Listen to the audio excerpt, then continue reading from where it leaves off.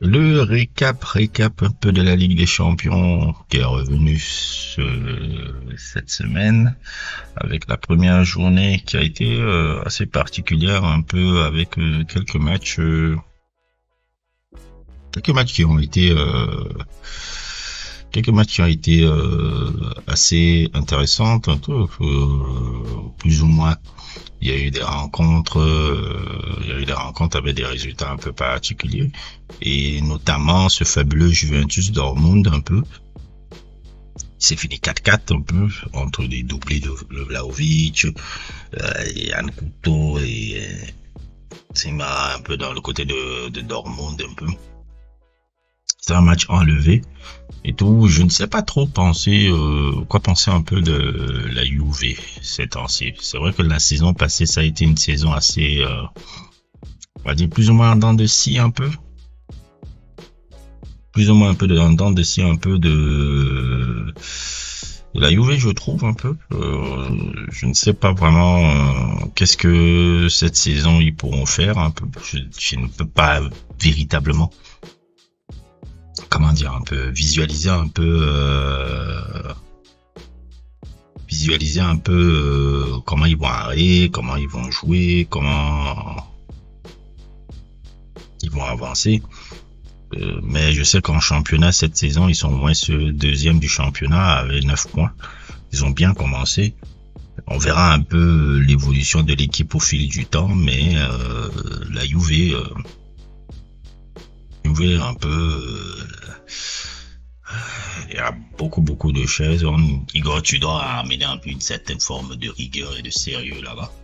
C'est qu'un gars comme ça va amener dans un club comme ça, parce que la Juve c'est un club où la discipline est absurde, hein. C'est l'Italie, tu vas en Italie, en tout cas sur le travail physique, ça c'est clair, même jusqu'à aujourd'hui, hein. Surtout quand tu parles à la Juventus, je vais voir encore des gens qui en parlent encore. Regardez par exemple le Khéphren Thuram par exemple. Je fais un peu ces digressions, regardez un peu Khéphren Thuram. Je me rappelle du physique de Khéphren Thuram à Nice. Il était plus ou moins longiligne, assez mince et haute et tout. Mais quand il est pas, mais depuis qu'il a la Juve, c'est un colosse le gars. Le mec, tu vois directement que le physique n'est plus le même. Même quand tu vois les épaules, tu vois. Il y a une nette différence. Il y a une nette différence dans son physique et tout. Parce que là-bas, à la Juve, on travaille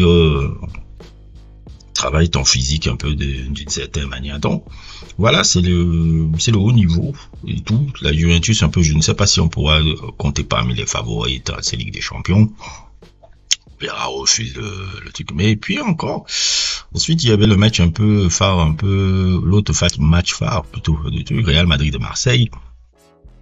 Déjà, me dit de Marseille, un peu, où les Marseillais peuvent un peu s'en mordre les doigts. Parce qu'il y avait de la place pour au moins se ramener à un match nul.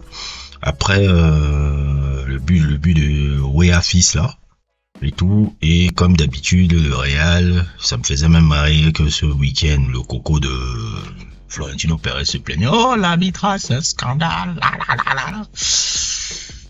Je dis, mais les mecs, vous, je ne sais pas combien de pénaltys on vous donne. Et les pénaltys, souvent, on lève les yeux. Et tout. Le Real, l'avantage du corps arbitral, c'est même plus une légende, mon frère. C'est tellement même dans l'esprit de tout le monde, parce que c'en est trop. Ces pénaltys d'hier, là, et surtout le deuxième, mon Dieu. Truc, c'est qui pousse plus ou moins le Real, c'est en sortie truc. On est au début de saison, il ne paraît pas vraiment comme un vainqueur. Final, mais bon, dès qu'on la première journée, on est en septembre, et comme je vous ai expliqué, on ne fait pas des conclusions en septembre, c'est en mars et avril qu'on verra ce qui se passe. Qui puisait, on peut quand même retenir la grande forme de Kylian Mbappé ce début de saison. Il a une forme extraordinaire. Ça rejoint un peu ce que mes cocos me disaient un peu l'année passée là, ouais, Kylian n'est pas fait pour le Real. À la fin, il finit avec 40 buts la saison passée. Là, il fait un début de saison où je pense même qu'il est le meilleur buteur du championnat aussi. Et il commence le truc en Ligue des Champions. Je me demande même, est-ce qu'il peut arriver à toucher qui peut toucher le truc de Cristiano Ronaldo, là, de Ligue des Champions? Moi, je pense pas que c'est si impossible pour lui, hein. Au rythme qu'il est. Je pense pas que c'est si impossible pour lui. Ça allait, ou quelque chose comme ça, mais s'il fait des saisons comme il est en train de faire là, où il plante but sur but au Real là, je ne pense pas que c'est si impossible qu'il touche un peu le record là. Au minimum même peut-être dépasser le record de Benzema. Parce que ce mec là, il est déjà parmi le top 10 des meilleurs buteurs de la Ligue des Champions hein, là. Je pense, si je me trompe pas. Il est déjà là-bas. Donc, c'est plus rapide un peu que nos cocos là. Hein. C'est plus rapide un peu que les deux cocos. Les deux cocos là, ils marquaient pas rapidement comme ça. Hein. C'est à partir de 24, 25 que le stats ont commencé à exploser en Ligue des Champions. Lui, il est là depuis 20 ans et autres, tous les stats de trucs. Il est arrivé à 50 buts. Je crois que c'est le plus jeune joueur de l'histoire du foot à arriver à 50 buts à l'histoire de Ligue des Champions. Bien plus tôt même que Raoul d'ailleurs. Il n'est pas impossible pour moi que ce gars-là devienne le meilleur buteur de l'histoire de la Ligue des Champions. Et ce serait quand même assez fascinant de voir quelqu'un qui devient le meilleur buteur de l'histoire de la Ligue des Champions et le meilleur buteur de l'histoire de la Coupe du Monde. C'est un peu assez particulier parce que ce serait une nouveauté. Dans le truc, bon, le record de Cristiano Ronaldo, c'est assez loin.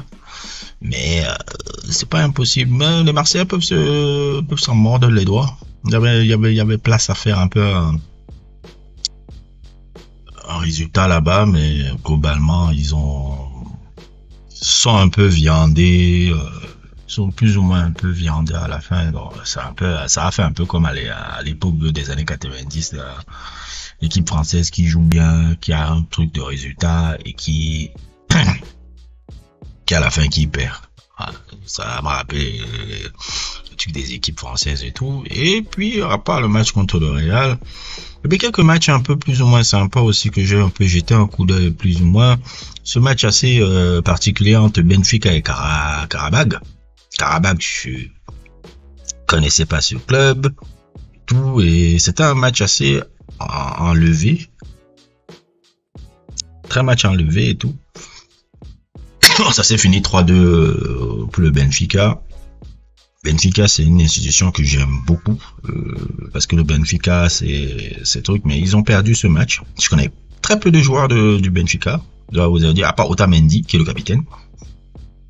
Il y a très peu de joueurs et j'ai plus ou moins un peu regardé ce match-là avec attention et ça s'est fini plus ou moins 3-2. Arsenal aussi a permis à gagner aussi contre le Atletico Bilbao 2-0.